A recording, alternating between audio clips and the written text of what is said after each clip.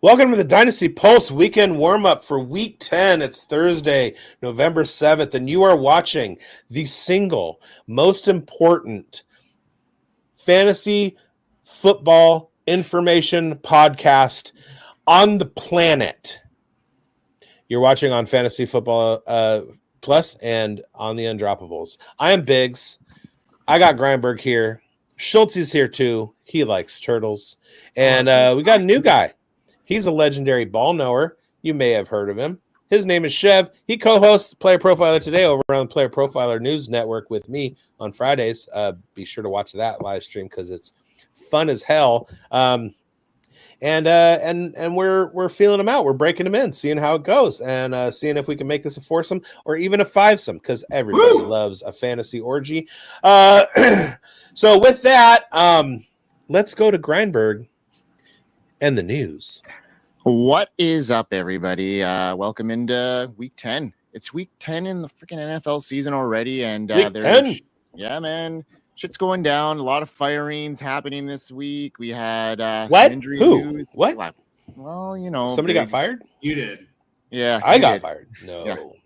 Yeah. Yeah, we could talk about a lot of different things getting fired, but let's talk about injuries right now. And AJ Brown dealing with a contusion, possibly affecting his MCL, leaning towards playing in Week 10 without a major dip in performance. Obviously, you know, something that we got to keep an eye out. He practiced today, so looking good for AJ Brown against the hapless Dallas Cowboys. You know, and they're going to be without Dak Prescott for the foreseeable future here.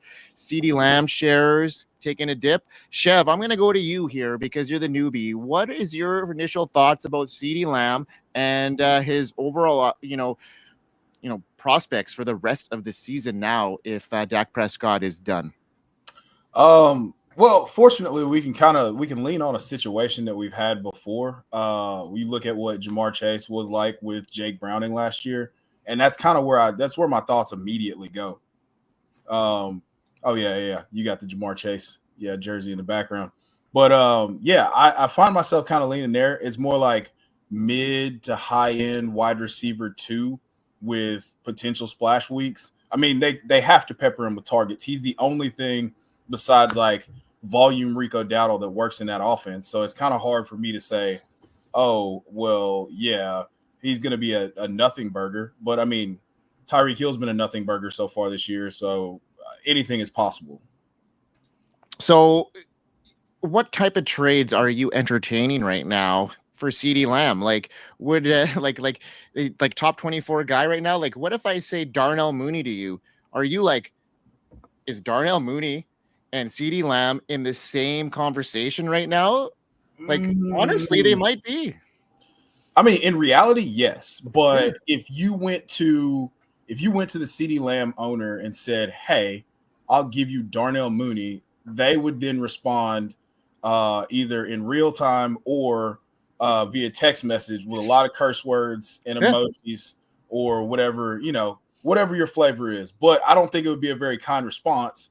That's actually a good thought exercise, man. I think that, I mean, you should be able to do, like, would you rather have, would you give him up for Debo straight up? Yeah, right now for sure. Not without a Ayuk there, I would do that with the opportunity. Dynasty? We don't even not in Dynasty. That we're talking redraft. This is a Dynasty show, Mike. Redraft Pulse. Get your head out of the gutter. We're talking about an injury right now in the news. So that is what we're talking about, and that was the question posed. All right, like that's fair. This is a huge topic right now as far as what CeeDee Lamb owners are doing with him. Like Dynasty, he's got that installation, but it's a pretty hot topic right now as far as what CeeDee Lamb is worth in redraft right now. I still wouldn't trade him away for Debo. You wouldn't? No. Really? I'm not a Debo guy.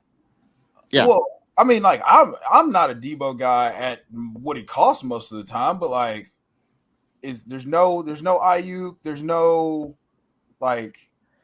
I like Cooper Rush and CeeDee Lamb connecting more than I like Debo. I'm on you, Chev's side here. Schultzy, weigh in. You're on the top bunk here. So are you with bigz or what? Oh man, we got bunk beds. There's so much room for activities. So nice. I'm about to do some karate in the garage with CD. Yeah, dude. Like, it's overwhelming. My head. If there's anything you can count on from me, it's unhinged, data-driven bullshit. So that's what I'm bringing. Honestly, my gut tells me CD just because I love CD so much, and the talent is just stupid, and they know how to scheme him.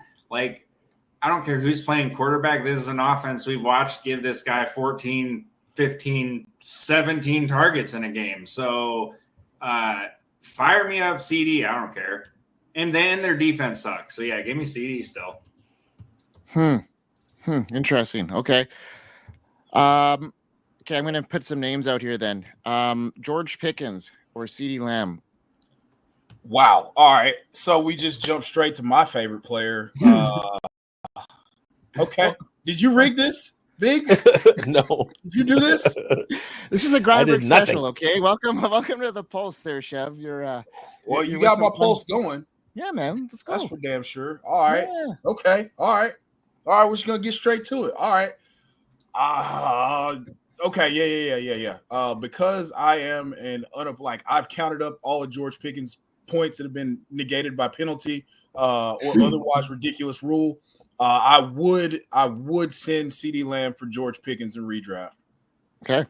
See, I mean, that's what we're doing right now. Okay, because we're talking about a guy that and Mike Williams might come into this lineup, and they're very similar wide receivers if you think about it. So now Russell Wilson's got two guys he could just huck the ball up to and just pray ball it.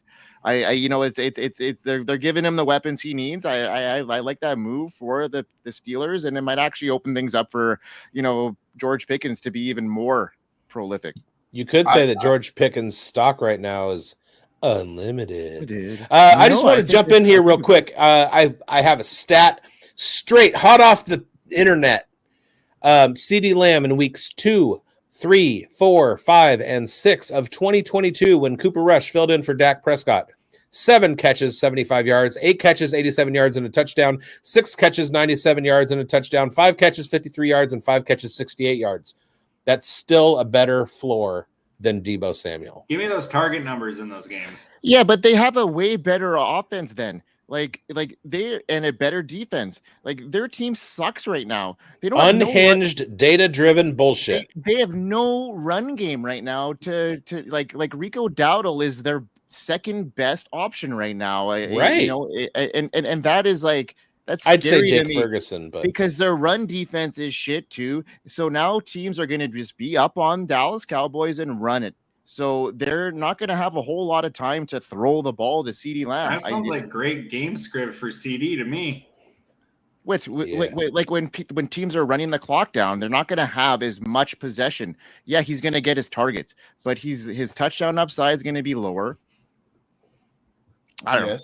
Yeah, there's a lot of variables within that situation that makes me wonder, like a Deebo Samuel, which is going to be in a lot more scoring situations. So let me hit you with this. Why is Brian Thomas like pedal to the metal, hammer down play for you the rest of the season? Then it's the same situation. Wait, Mac Jones sucks with Trevor Lawrence doing whatever. It's a little bit different because I'm seeing it as CeeDee Lamb. I'm taking Deebo Samuel over Brian Thomas Jr. rest of the season. Yes. Agreed. I am. I mean, they're the same situation. So I'm taking Deebo in that. Yeah. I don't know. We just talked on another show. You said fire up Brian Thomas. He's going to get all the targets rest of the year. He's going to get smashed. Start Brian Thomas all all the way. I see what he's saying, Schultzy. I see what he's saying. He's saying like versus Deebo, he'd take Deebo in a trade if Trevor Lawrence gets surgery and is out. I understand. I'm still not doing Deebo. I have zero faith in Deebo. Yeah, there is going to be a game where he like yaks 120 yards and a touchdown or two, but he's going to disappear. He's going to get hurt. I have zero faith. I have less than zero faith Good movie, by the way. I have less than zero faith in Deebo Samuel. How many people can get 25 air yards and give you 120 receiving yards? Deebo. Yes. I'll take it. I'll take it. All right. We spent a lot of time on CeeDee Lamb. I love it. Let's move on to the actual show sheet now because there's less news to talk about. Oh, that wasn't even planned? No, that was not planned. Let's skip our, injury news. Let's skip like coaching shit. Let's get into our stock up, stock down, and get into our stocks, our start and sits of the week, because that's where the gravy's at, and we can get into some more intense conversation. Unless bigz, do you want a good 5 minutes to talk about the Raiders and No, of course he doesn't. Because if you were, you would have listened to Raiders Unrivaled on Uncovered last night and would have got the juice on it, right? That's true. And also next Tuesday. So yeah, you'd be watching right here on the Undroppables Network, the Raiders Uncovered show, Tuesday nights, 8:00 Pacific live stream with me and Raider Damas. And Awesome. we told you everything that we needed to tell you about the whole Luke Getsy out, Las Vegas Ridders, and Norv and Scott Turner in the mix now. We don't need to talk about it anymore, except for the fact that Brock. No, I'm kidding. Yeah. All right. Let's get into stock up, stock down, where we're going to identify some players here that, are on their stocks are up, their stocks are down. Before we get into Schultzy's stock up, I just want to give him an opportunity to amend it, seeing as how last night right now, his first team carry, he fumbled the ball. No. And I'll tell you why. Because my favorite part about this segment is we get to spin stock up and stock down however the hell we want. And today, stock up is Khalil Herbert, my friend, because he just got traded. He was trapped in the cage there in Chicago, never got used. And when he did, it's kind of like the Jaleel McLaughlin effect here. Like when the dude showed up and he was efficient, made some plays, and he's getting over to an offense here where before Zach Moss went down, like they heavily used both guys. I don't think Chase Brown's just going to be the de facto workhorse here. And I'm not saying that Khalil Herbert's going to be great or anything, but the reason I'm stocking him up is because you're probably going to be able to find someone who's desperate at running back and is willing to pay something for a guy who's about to get a chance. I did. I paid $1 on the waiver wire for him, $1, and he's in my. In Dynasty? No. Oh, I was going to say, stop talking about redraft here, man. That's $1 I might have spent on Deebo. Ooh, wow. That's crazy shade to Debo. You got to calm down with this 49ers hate. Yeah, I know. I see now that you've been really restraining yourself. Tomorrow on the fantasy forecast, Brock Purdy is one of my starts. There's no 49er hate. No, I mean, there is, but he loves Brock Purdy. He just hates everybody else in the 49ers. That's not true either. I love George Kittle. I love the guys that consistently produce. That's all. Fair. Deebo, what is happening right now? Chev, man. He's got 2 seasons. Finally, somebody that lives in the same world as me. Wow. What? I feel like I've been living a lie on the news show. I don't know. All right, Chev. Real quickly, wide receiver 12, wide receiver 17, out, wide receiver 46, wide receiver 79, wide receiver 10, out, wide receiver 41. That's not anything I want to invest in. There are some spike weeks, but he's either out or wide receiver 40 or worse in more than half of his weeks. That's where the inconsistency of Deebo is where I draw the line.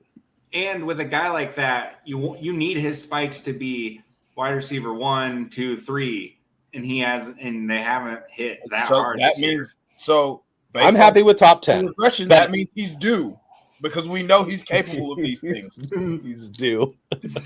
Well, I mean, and McCaffrey's coming back too, and that is going to open up things as well for that whole offense in general. They're going to be on the field a lot longer. They're going to have longer sustaining drives. There's going to be more opportunity here. Like I'm just like if Ayuk was still in the mix, I would be a little less optimistic. Exactly. But when one of those guys is not in the lineup, the others tend to thrive, and we know that from experience. I'm not discounting Jawan Jennings. I didn't say that. I'm not discounting Jawan Jennings either, because of how prolific his yards per route run has been in absence here. But they're going to need to win some games in the stretch in a division that is very tight right now. And when push comes to shove, who is their best playmaker outside of Christian McCaffrey? We know it is Deebo Samuel. Yeah, people can argue as George Kittle, but Deebo Samuel is the most versatile guy in that offense, and he's going to be utilized. And I just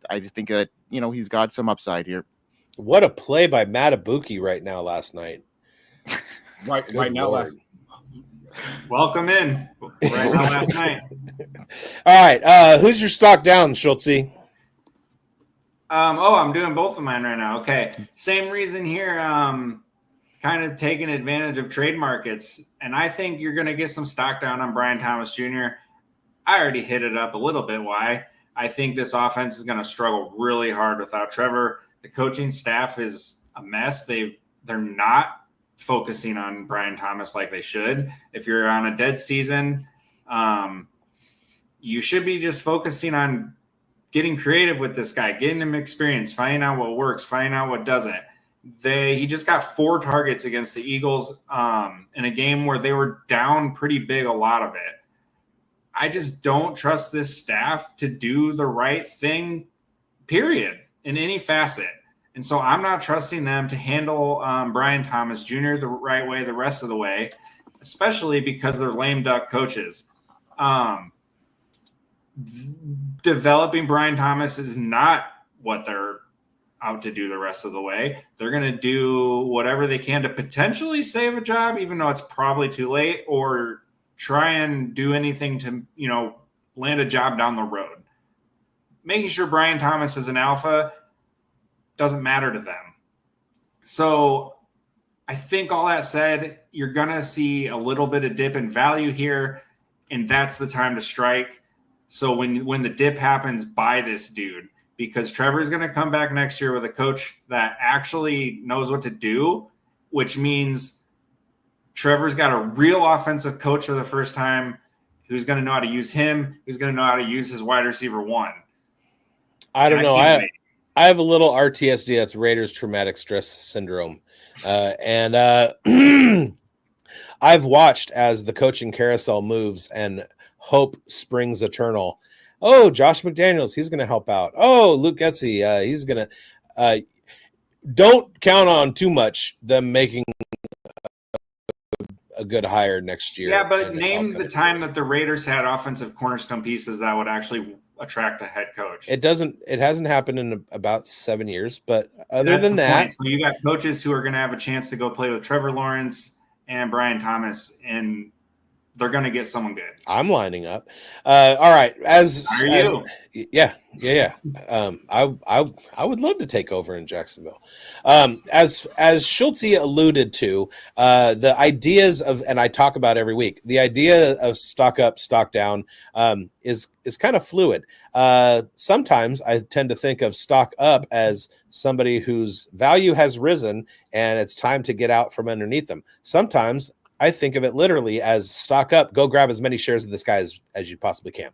And then stock down, obviously, is his value is down, time to buy. So these two guys, I am saying to go buy. My stock up is Desmond Ridder. Here's the thing. Desmond Ridder is not a good quarterback. But as we have seen from Bonix and Justin Fields and Will Levis to a certain extent and myriad other quarterbacks in the NFL, sometimes, whether they're good or not, doesn't really matter in fantasy. And Desmond Ridder, if there's anything we know about him, it's that he does have rushing upside. On top of the fact that he's got the tight end one in that offense, he's got Scott Turner, the brilliant mind of Scott Turner, calling the plays from here on out for the rest of the season.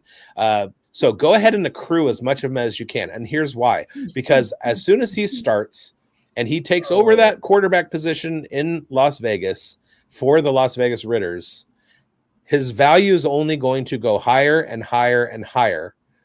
And then you're going to be able to offload him because next year the Raiders are bringing in Shedeur Sanders. And I heard a rumor today that Deion Sanders is going to be their head coach next year. So Desmond Ridder is going to be on his way out. You're going to want to maximize his value as you can. And I'm just kidding. Desmond Ridder sucks. he sucks so bad. He's going to be terrible. And I'm just thrilled that we got there. Yeah. Thrilled that we got there. All right. His stock is up though. As far as stock down, we let's look at the Houston Texans. We know that Nico Collins, the wide receiver one, the alpha in that Houston Texans wide receiver room, is a fun fact. Mike, did you know that the Kansas City Chiefs were once the Houston Texans? Anyway, Nico Collins is back. Tank Dell goes back to his regularly scheduled program. We said a couple weeks ago, Tank Dell needed his opportunity to show that he could handle the wide receiver one spotlight, and he absolutely did that, which means that because his value drops with his targets dropping, because Nico's back, go get him. Time to get him. Giddy up. Chev, do you have something lined up here? Do you have stock absolutely. up? Yeah, I was ready. I've been waiting. I was born ready. All right. Let it rip, Drop man. some legendary ball knowledge on you boys. So my stock up is Cedric Tillman. Okay. I got lost in the pre-draft process, throughout the draft, how big, strong, fast this guy is. You saw him flash in the preseason, but I mean, unfortunately, every single highlight was him wide open down the field and just standing there waiting on the ball, all right, it's gonna get here. And then he catches it and he runs in for a touchdown. He is a quintessential, perfect young X receiver.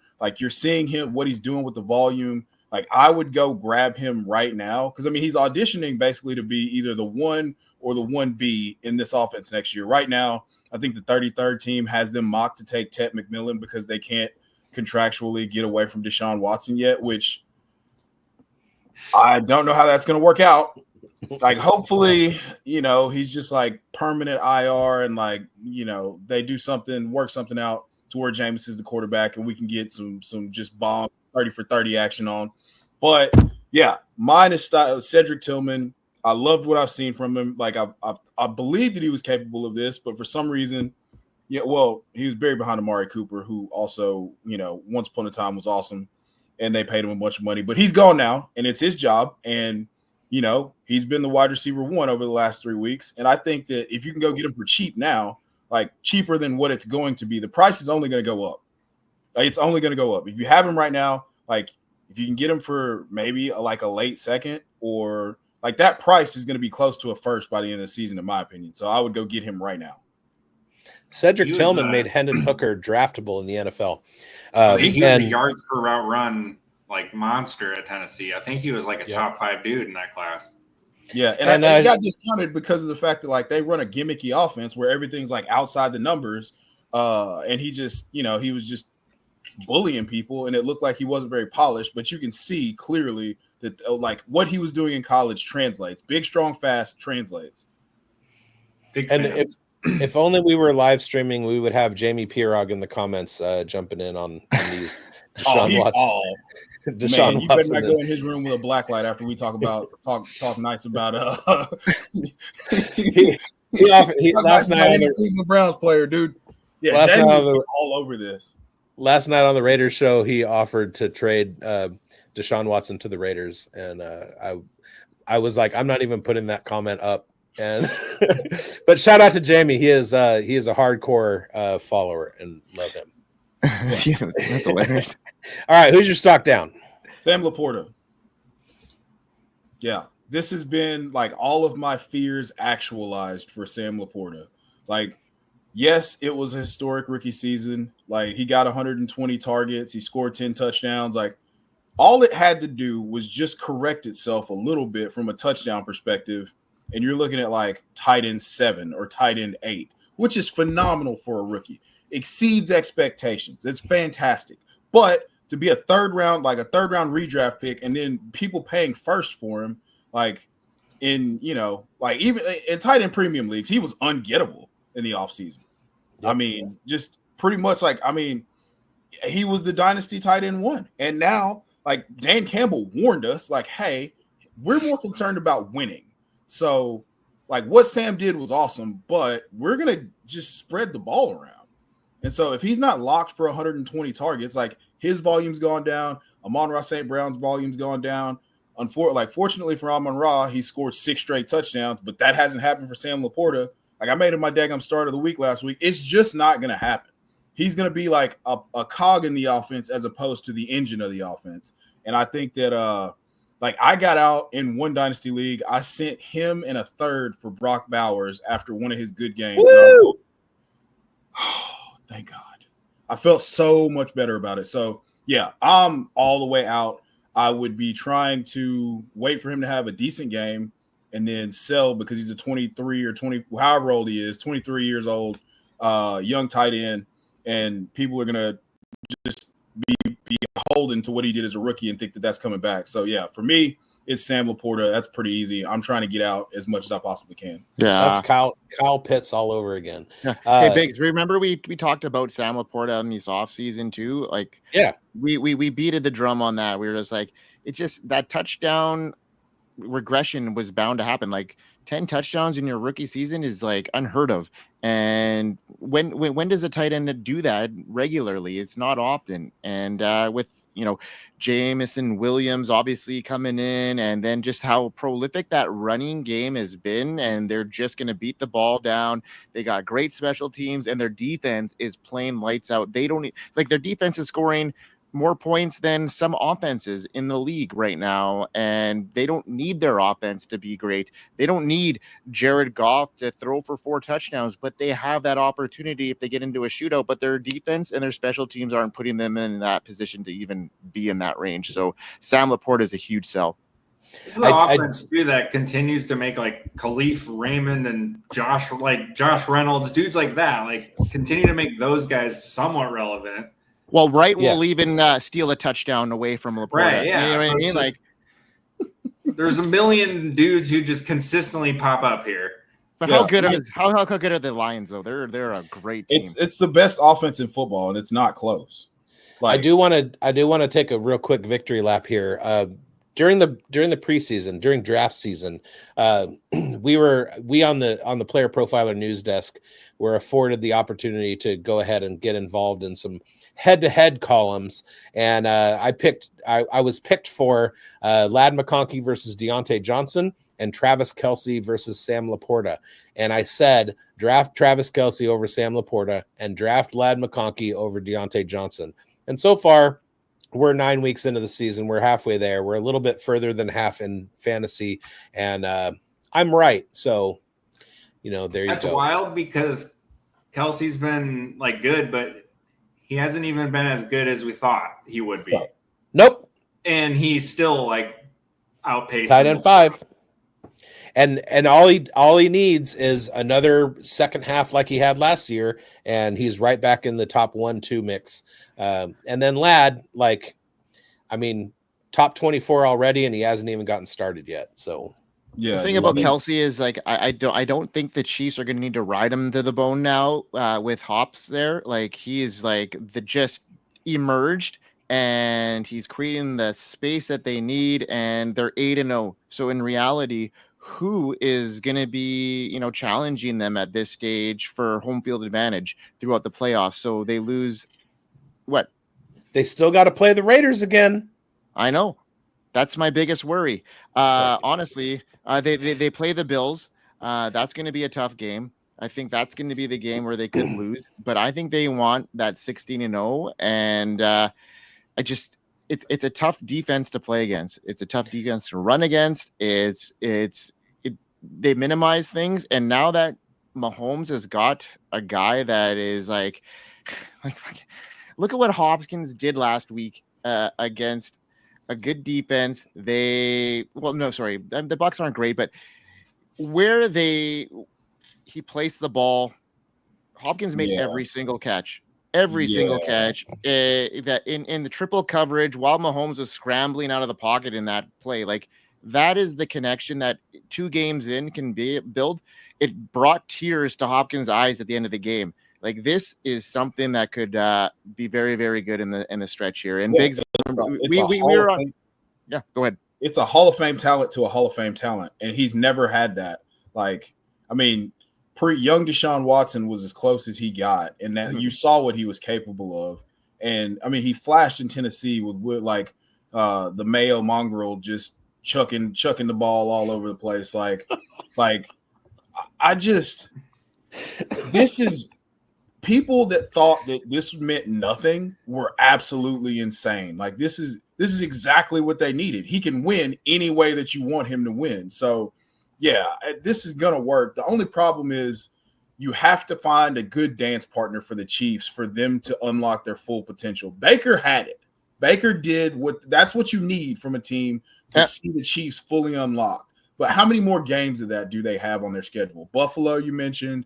They've got, I mean, maybe the Broncos challenge them in some way. Chargers, the Chargers look pretty good right now defensively. I think that might be a battle, and Herbert's looking good outside the pocket too. Like, I mean, Justin Herbert, if there's a team that could really surprise right now, is the Chargers. They got a good defense, they got a good offensive line, and Justin Herbert's ankle does not look like it's hindering him at all. And Larry McConkey looks freaking amazing.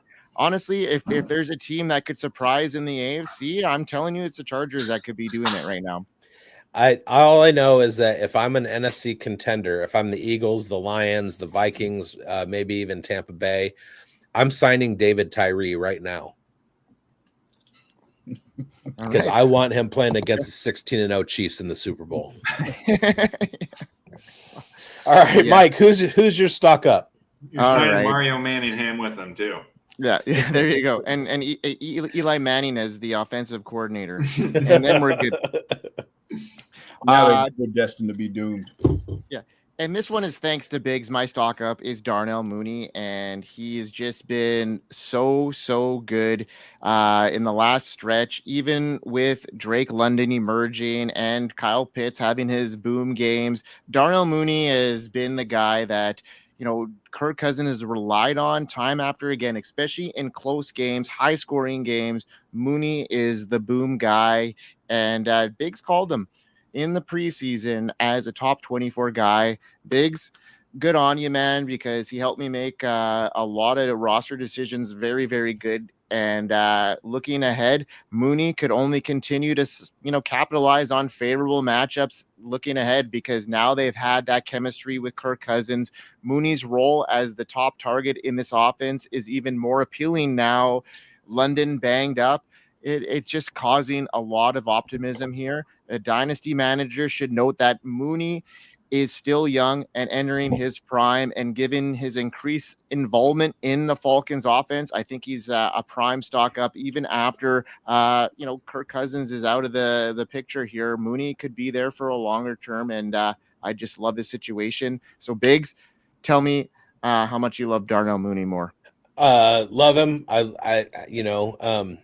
If this is the show where I'm taking all my flowers, I love the call. I had that one sniffed out real early, and he's benefited me greatly. And I mean, you take a guy who has the history of being a top 24 wide receiver, and he's got a quarterback who has a history of sustaining 2 top 24 guys. I mean, it was just a matter of, putting the pieces together, and that's what he's done. Yeah. All right. My stock down is inevitably it's Jaylen Waddle, and his situation here. But this could be a prime situation for us to buy him. But at this stage of his career, for me, he hasn't shown anything outside of being injured a lot, right? I mean, if he were to be able to sustain a full season in the NFL, he would have done it by now. Right. And he's got the metrics, he's got all those things going for him. But at this stage in that offense, he's behind Tyreek Hill as a passing option. He's behind Devon Achane as the number 2. And then, 30 to 50% of the games, he's behind Jonnu Smith as the fourth option in that offense. So it's tough sledding for Jaylen Waddle, and if he can make a move right now, just based off his name recognition, it might be a situation where you could be a buyer or a seller. There's so much variables with Jaylen Waddle, but inevitably his stock is definitely on the way down, considering his draft capital and how elite his separation ability can be, and he just hasn't lived up to that expectation at this stage. But like, what would you accept to unload Jaylen Waddle right now? Like in redraft or dynasty? Well, dynasty. Yeah. Jaylen Waddle. Redraft, you can't get anything. Give me some names and I'll tell you. In dynasty, would you send him for Dell for Ladd? Would you send him for Darnell Mooney? Yeah, all of those guys, yeah, for sure. Would you? Let's see here. Jameson Williams. No, not quite that stage yet. I'm worried about Waddle because of the quarterback situation too. Outside of Tua, he signed that contract. He's, we don't know about his concussion situation either. Like Jameson Williams. Yeah, I would definitely probably take Waddle there based off of just the situation in the Lions offense, right? We talked about it on the show already. They're run heavy. Laporta, Amon-Ra St. Brown hasn't been as prolific as many of us thought he was going to be. Like, I had him pegged as my wide receiver one headed into this season, and he's putting up top 10 numbers, but he's not there yet. He's not at that stage. So that's fair. Yeah, that whole offense there's too many mouths to feed, and with the defense playing as good as they are, they're not in the shootouts that they were last year. Their defense gave up a lot of points last year, and they're not doing it. Yeah, that's a good point. He's gone for Terry McLaurin in a second. I'd do that in a heartbeat. I would get out from under him. He's gone for a 25 first straight up. I'd do that. If you can get a first, if I can get any kind of first, goodness, Jaden Reed and Jameis Winston, he is way more valued in like the collective consciousness than he is in real life production. So it's time to get rid of him. Mind. Would you? Let's see here. I'm trying to think. Obviously, George Pickens. That's easy for me. Rashee Rice. Oh, Rashee Rice is a top 10, even with the suspension for me. I think he's a top 10. Suspension, injury, still. Okay. Agreed. Yeah, 100%. The usage is absurd. I mean, he's young and he's connected to Patrick Mahomes, who definitely can sustain a top wide receiver for sure. And Kelsey's is definitely He's not that good. I think because of Waddle's perceived value at this point, if I can make a trade with Rashee Rice plus, I feel like I can turn that plus into something that I think is more valuable than Waddle and get Rashee Rice on top of it. There's no way. I mean, Rashee Rice, even before that injury went down, he's a top 10 dynasty wide receiver with the way he was playing. We're getting far enough away from it to where it doesn't people aren't feeling it anymore. Well, it's actually with the Hopkins. Right. And you have a contender that wants to, sneak into the playoffs or wants to add to his team for a playoff run. And he's looking at Rashee Rice on injured reserve. That's not helping him. So he's going to take a piece. And if that piece is Waddle and he has a positive idea of Waddle's value, then go ahead and make that move. Yeah, if you're a contender, obviously you don't necessarily need to do that, but yeah. All right. Last one. Keon Coleman. Ooh. That's not on the show sheet. I just straight up, would you take Keon Coleman in a 26 second for Jaylen Waddle. Yeah. Yeah, I would at this when you stage. add the pick, I would. Okay. I'm Yeah. not like a huge Coleman guy, but I think with the second, I think I'd probably go for it. I see him connected with Josh Allen, the upside there. He surprised me so far this year, and I was really low on Keon Coleman this offseason. So like the fact that he's already like proven me wrong at this stage. I Tanner Hudson last night right now. Yeah. I wasn't a huge buyer in of George Pickens, and Biggs and I had a lot of arguments last year about it, and I've come around a lot to George Pickens. So I familiarize myself with, guys that aren't within my profile that I like and can be, very good. And I think Keon Coleman can be that. We connected to Josh Allen, and if he can be that guy in the space that Josh Allen needs, especially in the red zone, God, there's a lot of upside there. Yeah. I feel like I'm like in a zone with some of the things that I'm saying because I called Tanner Hudson. Good Lord. Did you really? I did. I did in the Thursday night tailgate on Player Profiler tonight. All right. Let's move on to our studs and duds from last week. Schultzy, you and I hive-minded it. Who you got? All right, man. If you tuned in last week, I laid some poetic words out there about Patrick Mahomes. It went a little something like Patrick Mahomes good, Bucks defense bad. Patrick throw ball a lot, score many points. Word for word. It was Actually, yeah. He I believe he had 3 touchdowns and almost 300 yards. Yep. So yeah, Pat was good, man. And that was a very good night. I said to sit Javonte. He went against the Ravens, who have been stuffing people on the ground. It was an okay start for Javonte fantasy-wise, only because he had some chunks through the air to get you up to like 8 points. So like it wasn't a total dud of a day, but it wasn't good. No, he wasn't a top 24 right running back, which you were banking on, right? I mean, yeah he was definitely a sit. Biggs, how did you do? Hang on, I need to find it because in the show notes. I know mine. I just wrote the wait a minute. What? Okay, I know who it was. All right. I said start Devontae Smith. Devontae Smith went out, and last week he was wide receiver 14, 18.7 points. It was his third best finish of the year. And then I said, sit this dude, Jamar Chase.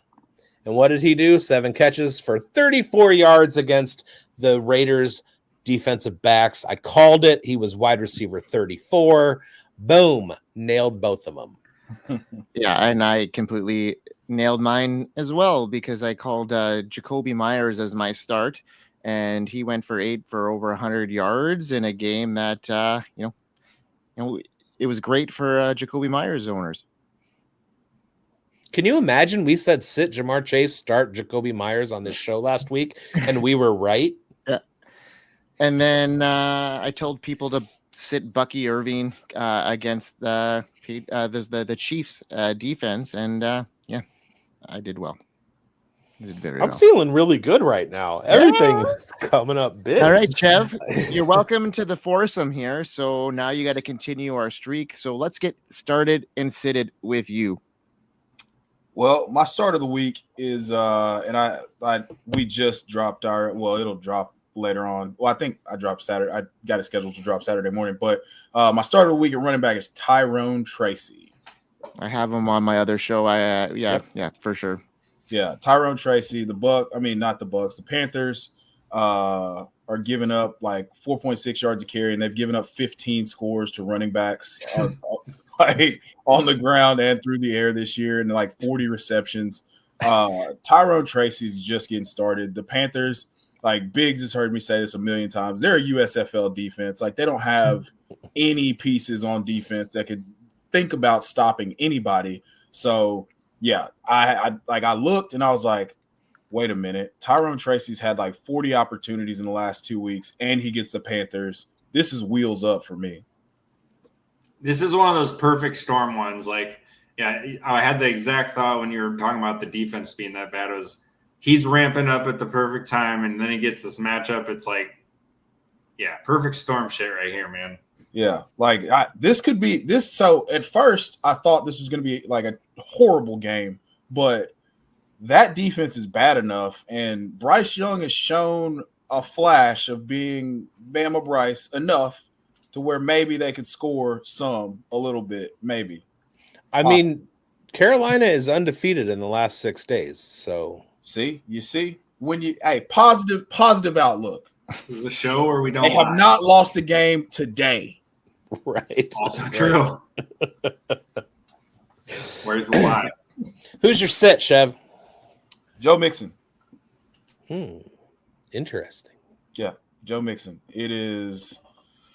Oh, I am a huge Joe Mixon guy. Have been, will be forever, and remains. But I think that the Lions are on a heater right now, and the Texans' offensive line has been so bad. He found the end zone, and he was really, really good against the Jets. The Jets are terrible against the run. The Lions are not.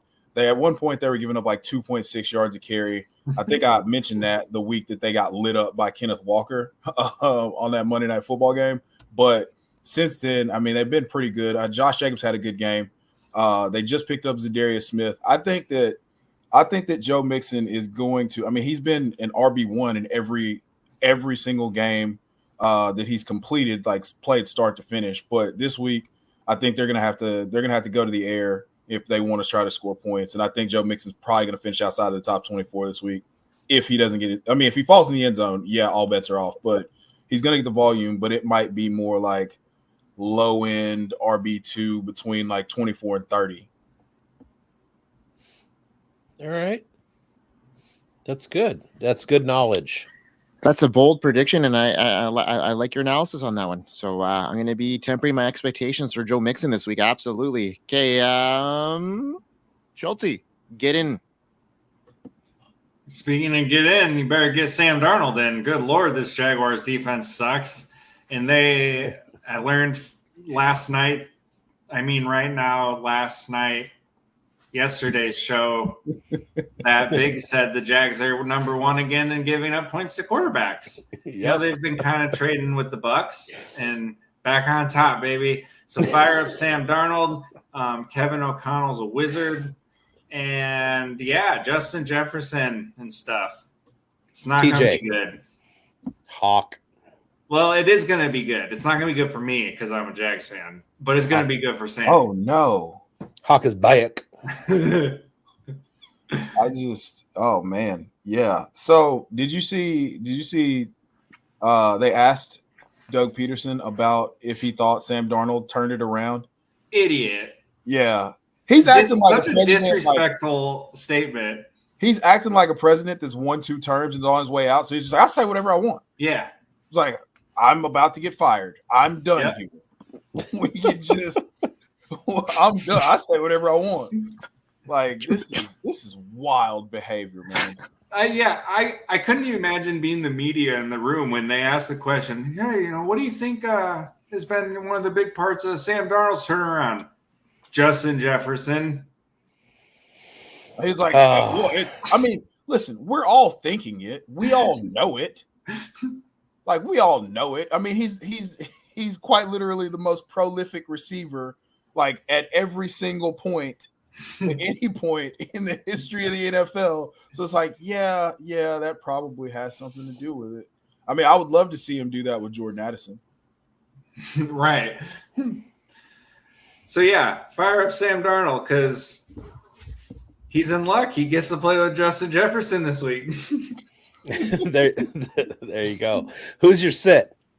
I'm going Justin Herbert this week. The Chargers offense has been looking real solid lately, and Herbert's been playing well. But they get the Titans, who are actually good in the air after they added L'Jarius Sneed this offseason. But who knows if it's like Titans are actually good at defending the pass or if it's like everybody just runs on them because they're just winning.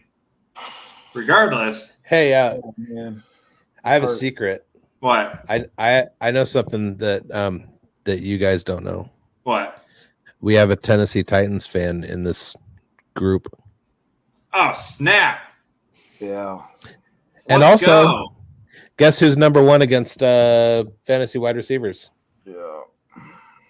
Tennessee Titans. Yeah, the Tennessee Titans. Yeah, Mason, Ooh. my son, is a big fan of the Tennessee Titans defense, and he's got a sit against them this week. So, yeah, he's all over that. Well, Chev, you got Mason.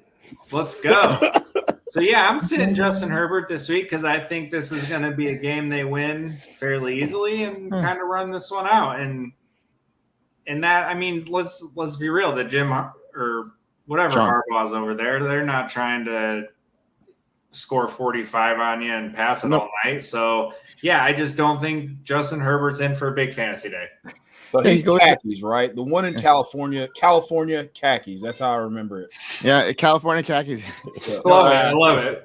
Yeah, Mason called Ladd McConkey as a sit this week, and I was like, all right, Mason, let's go. Same page, bro. It makes some fucking sense, this kid. Fucking 11 years old, and he's talking about Ladd McConkey sitting. I'm like, all right, he's better than I me. can't. I know. I don't have a choice.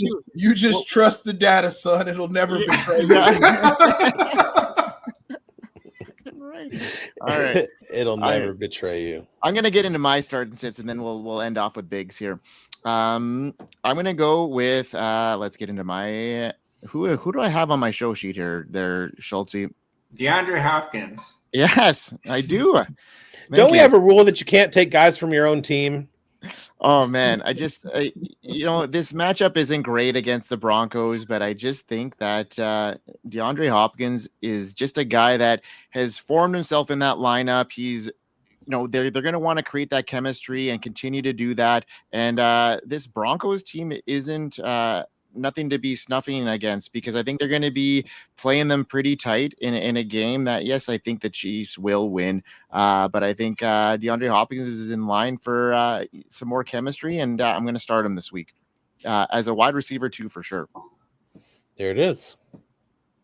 Yeah. And bigz, we talked about it on the show last week, and we were butting heads a little bit about his place in that lineup. And he had a decent game, and then he had a great game. And this Chiefs offense is not going to be needed to be prolific every game. They're not going to be in shootouts with the Bucs every week, and I totally get that. But they're going to need to win some games down the stretch, and I think Hopkins is going to be a guy that's going to earn at least 6 to 8 targets every single game, and they're going to be catchable balls, and he can catch balls that are thrown 10 feet over his head half the time. So when Mahomes is used to fucking Stonehands McGee at wide receiver, now he finally gets a dude who can catch. I don't know why you slandered Juju Smith-Schuster like that, but because he's trash, dude. He wasn't even talking about Juju Smith-Schuster. He was just saying in general. All the receivers last year were trash. All of them. Like Dustin Watson still has a job because he's Patrick Mahomes' caddy during that little, like the golf scramble tour they do. I love Justin Watson. That reminded me of the time I was working at the grocery store, and one of my customers left without their bag, and I told the courtesy guy, I was like, "Here, go grab this bag and take it out of the customer. He just left without it." And he was like, "Who do I look for? Who is it?" And I said, "It's a Chinese guy." And he ran out, and then he came back in. He didn't have the bag because he found the guy and gave it to him. And he walked up and he goes, "Wasn't that a little racist?" And I was like, "What are you talking about?" He said, "You said it's the Chinese guy." And I said, "You're the one that found him." Exactly. I love it. All right. Well, I'm going to go with my last sit here, and that's my last player, and that's a sit, and that's bigz had him on our first show, Schultzy had him on our last show, and or maybe not Schultzy, somebody did. It was Javonte Williams. I mean, we talked about him in depth. This matchup is very tough, and I'm just not expecting a whole lot out of him against my Chiefs. I wouldn't either. That's a tough matchup. All on top of the fact that Javante's been not great. Yeah. Now you take not good and you put them against like the best run defense. Like you got Ravens and Chiefs back to back. That's tough work. That's tough work. It's an easy call to make. Yeah. All right. My first start is the $3.99 Crazy Puffs from Little Caesars. I just saw a commercial for them, I need and to order something soon. I want them so bad. Like, there's Let's get some crazy puffs, Mike. I know that they're probably trash because it's Little Caesars, but have you ever had the pretzel pizza with the nacho cheese sauce and the pepperoni on it? It's pretty good. There's like one thing that they do good, and I think those Crazy Puffs look like they. My first start is Probably my trash start. in the best way. My start is Aaron Jones of the Minnesota Yes. Vikings. We have the Vikings going up against Jacksonville. Jacksonville is about average in run defense. Looking a little deeper into the data, we have the Jacksonville Jaguars at not too shabby. That's 30, 29, bottom 27 in points allowed to running backs. And the Jaguars have been really bad. I feel like Minnesota jumps out to an early lead and it just becomes the Aaron Jones show. And he has himself a good week. Yeah, I bet you if you looked into like the last month too, that's the running backs are hammering them even harder because they're poorly coached. They're giving up. They're tackling poorly. They're just getting demolished late in games by running backs. What's the Jaguars record right now? Are they still at 3 wins? 2-7. There's 6 teams tied at 2-7, if I'm not mistaken. Well, we're the worst of them so far. Y'all better not. Well, we're the worst. Losing. Oh, we're the worst. You guys need to start winning and let us handle the losses. I think my team has got more wins than all of yours combined. Yeah, that's that's true. math. That's how math works. Yep. Oh God. It's a good feeling. That's a long distant memory for me. Yeah. I don't know that I've ever experienced that. It was about 24 years ago. Halfway through the year, and we're 24 years ago, we started this 5-year plan. All right. And my sit is going to be same game, Travis Etienne. If it's a great game script for Aaron Jones, it's going to be a horrible game script for Travis Etienne. The Minnesota Vikings defense is among the best. You kind of have to. They're not the Kansas City Chiefs, that's for sure. But they're fourth in points allowed to running backs in fantasy. That's not good for Etienne. Trying to work his way back, dealing with Tank Bigsby.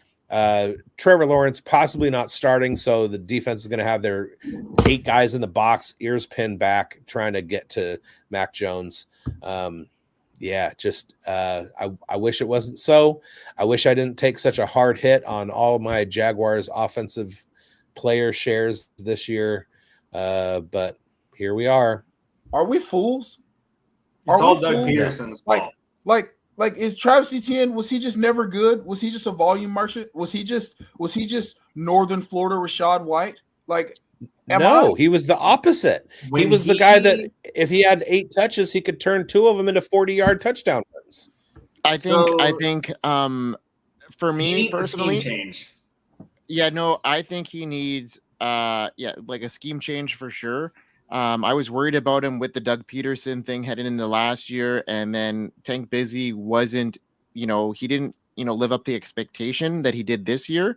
Like I was a year behind on Etienne, and with the running back by committee that Doug Peterson likes to run, and it was his days with the Eagles. It showed that, and now they're just scrambling. I think better days are actually ahead for Etienne, even in the Jaguars if Doug Peterson isn't around.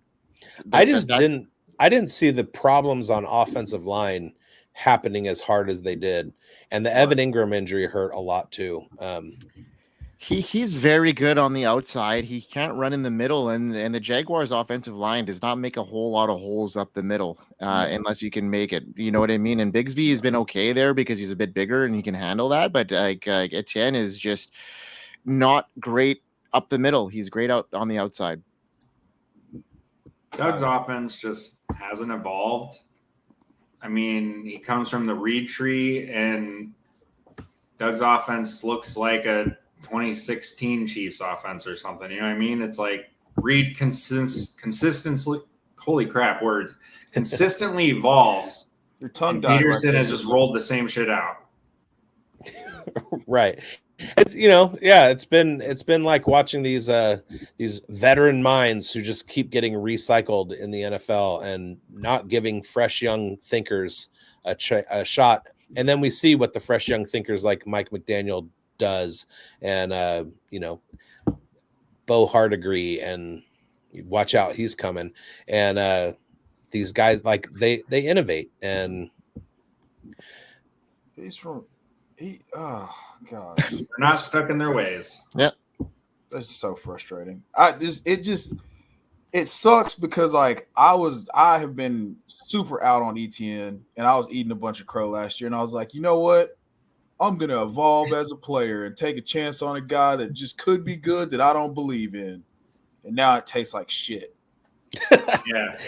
Hey, there is another. Trevor's coming next year. Oh, guys, hour in, that didn't feel like any time. Chev, like wicked time. Told man. You're back. You're back. Chev is a time suck. I apologize. I apologize for everybody having a great time. Yeah, man. My only beef is that you got a bunch of cats on your wall, but once we get you a dog, things will be a lot better. He wasn't on. He didn't. Yeah, you didn't hear the woof. Okay, as long as you got a dog in the house, we're all good. Yeah. Well, no, the dog grabbed my kids by the hair and dragged them by the bat in the backyard, so it's no longer with us. All That's right. funny. Unless it's real, and then it's no. I mean that 1000% happened, and the dog's not with us anymore. So, God. Get a dog. They said it'll be fun. They said. And I look at my backyard, and my 6-year-old is just being dragged by her hair across the yard, and I'm like, shit. All right. Well, that was an awesome show. This is The Pulse on the Undroppables Network, on the Fantasy Plus Network, and shit, dog. bigz. I don't do this shit. This is you, man. I can't end your show. Like and subscribe. We are on Fantasy Football Plus and the Undroppables Network. Watch all of our shows on the Undroppables. Schultzy's got the Jaguars uncovered. I got the Raiders uncovered. Mike's got the Chiefs uncovered. Hey, Chev, we don't have anybody doing the Titans. Just saying. That's a conversation that Chev and I need to have, seeing as how the Titans are an AFC team. And we can have that conversation tomorrow or today, a little bit later this afternoon at 4 p.m. Pacific, when you all are watching Player Profiler today with me and Chev. Does that mean technically you'll have the conversation today? Yes, we will have the conversation. We'll have today. It later tonight. Today. Yes. Tomorrow. He's got it already. I think did I get it right? Yeah, I think so. Yeah. And it was good timing too, because looks like Jamar Chase was going off last night right now. Oh wow. Yeah. So like and subscribe, hit the bell, all that stuff. Thank you guys for watching. Follow us on Twitter and stuff. You can find us. Just put in our names, and we hope you win. Hope you win. Hope you win. Good luck, boys.